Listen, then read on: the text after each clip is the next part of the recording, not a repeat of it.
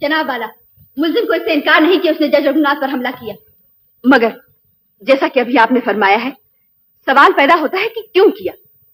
میں اپنی جرح سے اسی سوال کا جواب دینا چاہتی ہوں۔ اگر تھوڑی دیر کے لیے آپ حضور والا اور جج رگھوناتھ صاحب دونوں مجھ پر بھروسہ رکھ سکیں۔ آپ سوال کر سکتی ہیں۔ میں اپنا سوال پھر دہراتی ہوں، کیا آپ بتا سکتے ہیں کہ آپ نے کب اور کیوں اور کس حالت میں اپنی بیوی کو گھر سے نکالا تھا؟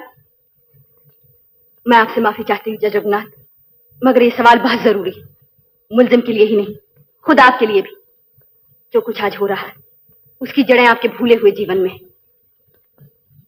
یاد کیجیے، یاد کیجیے، کیا آپ بتا سکتے ہیں کہ آپ نے کب اور کیوں اور کس حالت میں اپنی بیوی کو گھر سے نکالا تھا؟ آپ نے کب اور کیوں اور کس حالت میں اپنی بیوی کو گھر سے نکالا تھا؟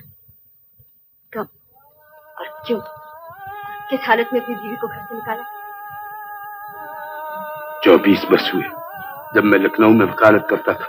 اپنے خاندان میں مجھے باغی سمجھا جاتا تھا کیونکہ میں نے سماج کے قانون کے خلاف ایک ودوا سے شادی کر لی تھی جو ایک بڑے تعلق دار تھے اور زیادہ تر بمبئی میں رہتے تھے۔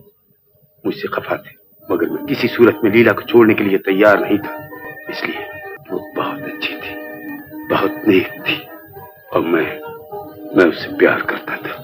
مگر ایک دن جب ہم دریا کے راستے کانپور سے الہ آباد جا رہے تھے، مجھے نہیں معلوم تھا کہ میری زندگی کی ناؤ اتنی تیزی سے ایک بھیانک مجرا کی طرف بہتی چلی جا رہی ہے۔